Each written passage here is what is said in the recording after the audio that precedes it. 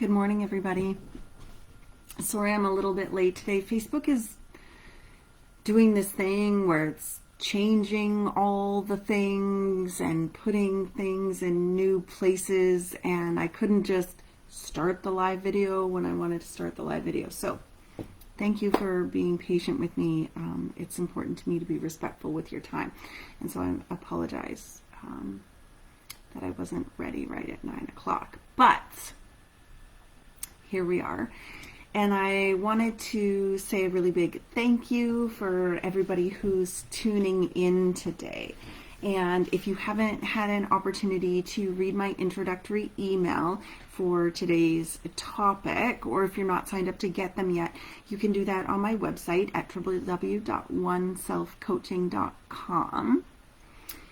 And today we're here to talk about a question that's very, very simple, yet has a very complex range of answers. And that question is, what is real? So I was inspired to share my experience and thoughts on this topic with you because of one of my favorite sleep stories. Now, if you haven't tried using a sleep story to drift off to sleep, I highly, highly recommend it, and we can talk about that another time. But my go-to sleep story is the Velveteen Rabbit. And I remember watching like a little animated story of this when I was young, and I didn't really understand it. But when I listen to it now, I just love it. So the Velveteen Rabbit is a story written by Marjorie Williams, and it's a lovely-ish tale about a boy and his toy bunny. But then the boy ends up getting scarlet fever and almost dies, and the doctor makes the nanny throw away the bunny.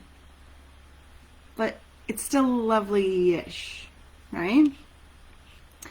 So it's also probably a good time to mention that the story was written literally 99 years ago and was very relevant for its time.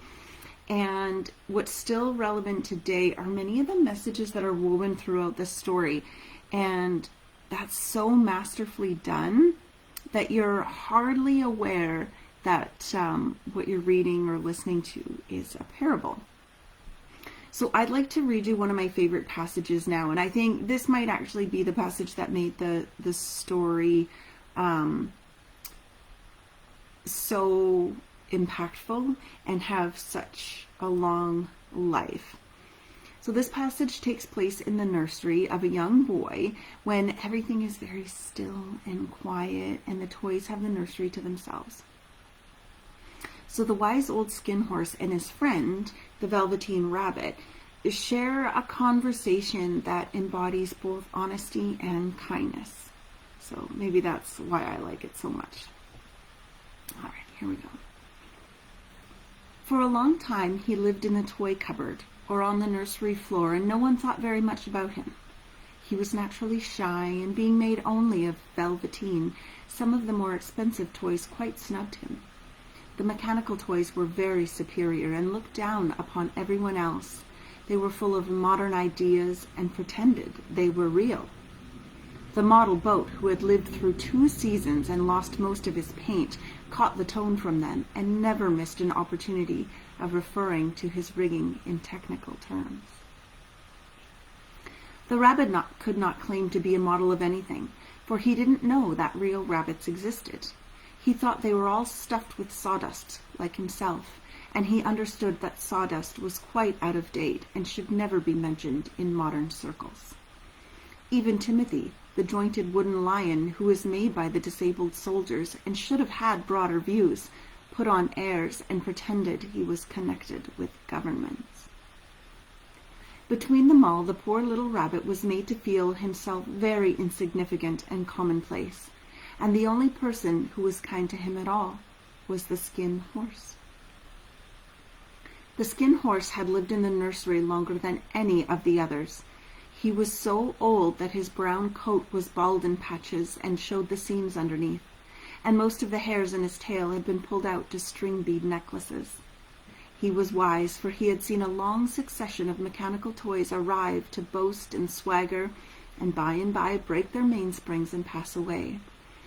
And they knew that they were, and he knew that they were only toys, and would never turn into anything else. For nursery magic is very strange and wonderful, and only those playthings that are old and wise and experienced, like the Skin Horse, understand all about it. "What is real?" asked the rabbit one day, when they were laying side by side near the nursery fender before Nana came to tidy the room. "Does it mean having things that buzz inside you in a stick-out handle?" "Real isn't how you are made," said the Skin Horse. "It's a thing that happens to you.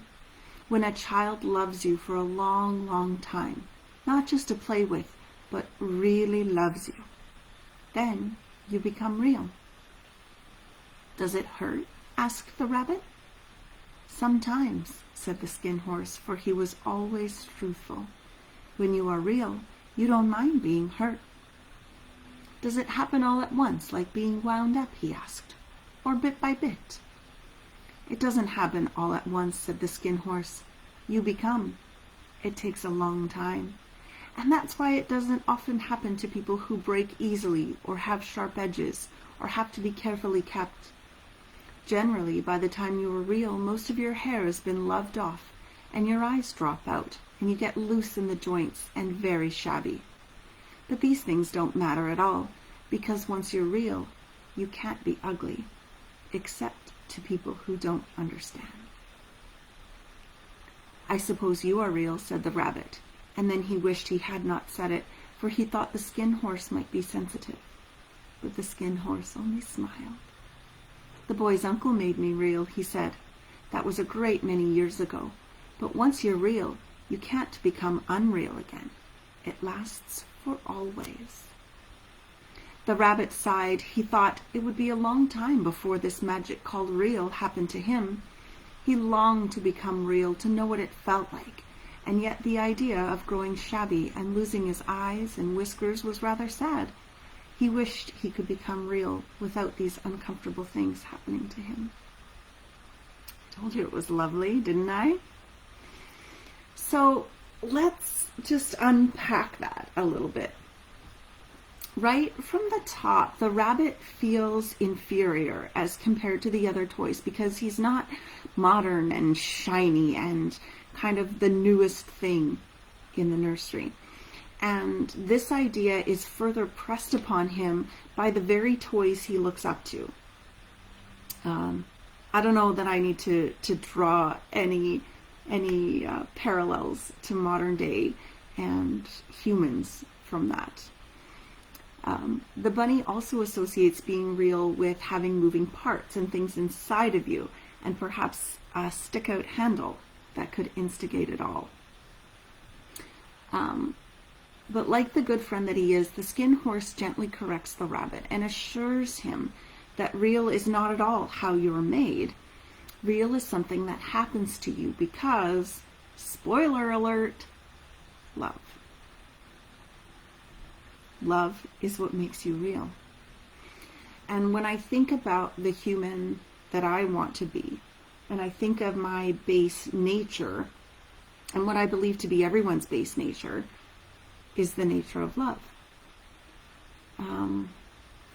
To clear that up, have you ever looked at a baby and thought that it was anything less than perfect, with its simple, genuine honesty, still yet to be touched, scathed, and jaded by normal life? Well, that makes perfect sense, because babies are love in physical form, perfect in every imaginable way. Miracles.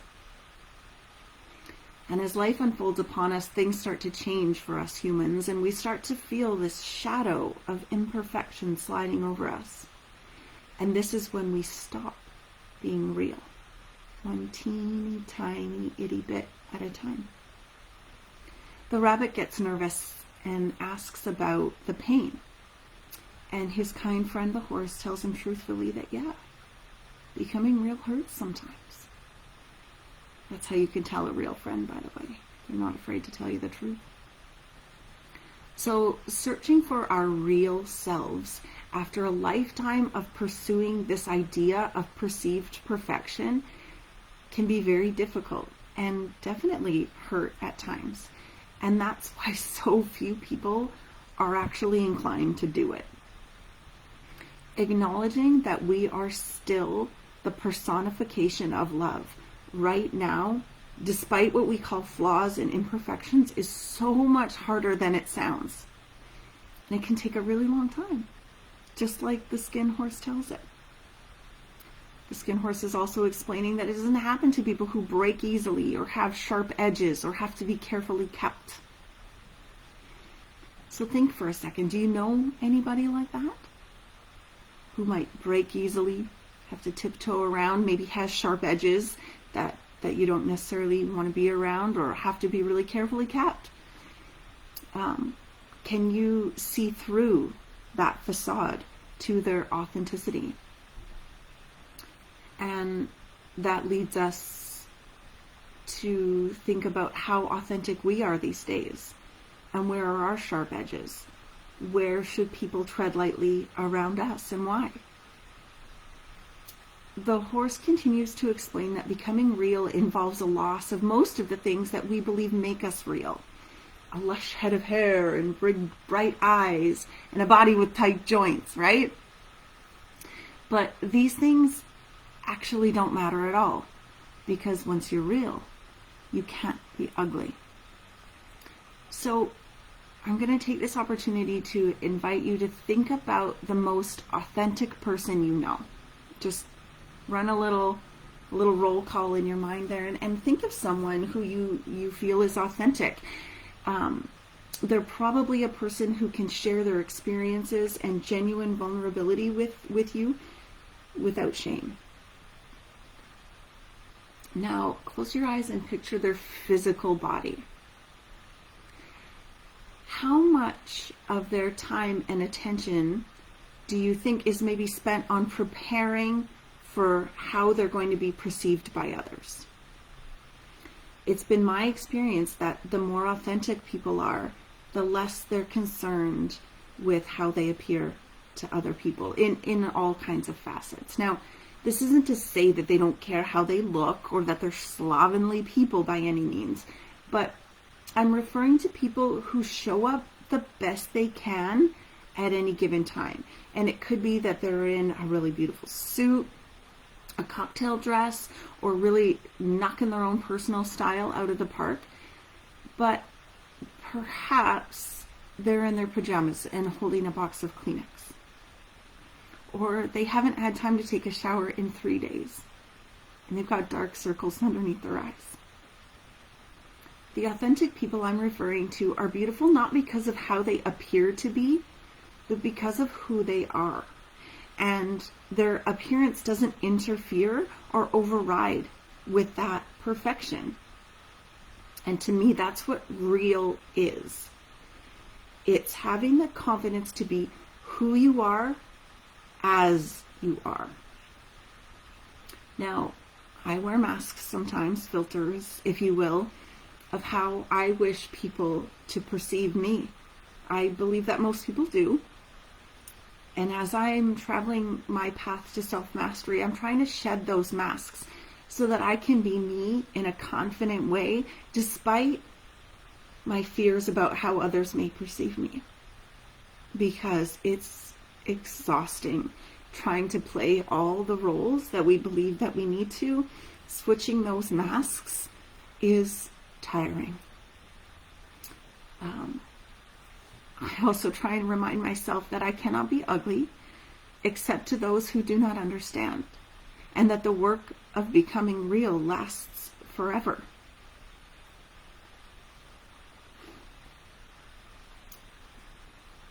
Pardon me?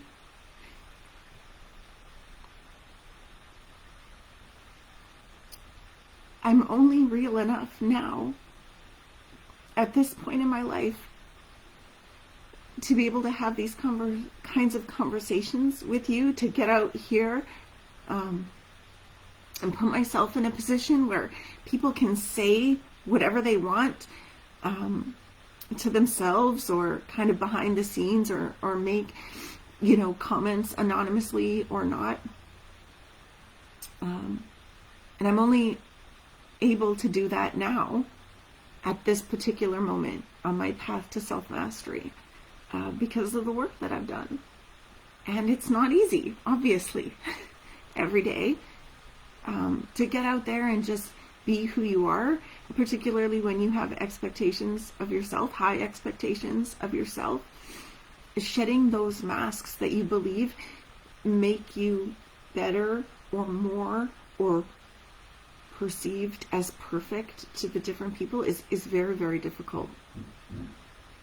So the major purpose of my work and why I'm talking to you now and why I'm sharing my thoughts and insights and why I started a coaching practice and became trained as a coach was to help others shed their masks and really be their unfiltered selves, and to know in their heart of hearts that there really is only one self.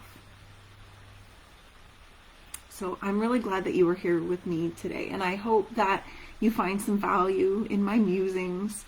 And if this or any of my ramblings resonate with you, or you know someone else who might enjoy it, please do share it with them. Sharing is one of the most beautiful and kind things that we can do when we find something that we enjoy or is important to us, and we want other people to have that similar experience. So please help me help others by sharing what I have to offer. So I'll wrap it up today, and I'll ask that until next time, we all be honest and kind. Thank you.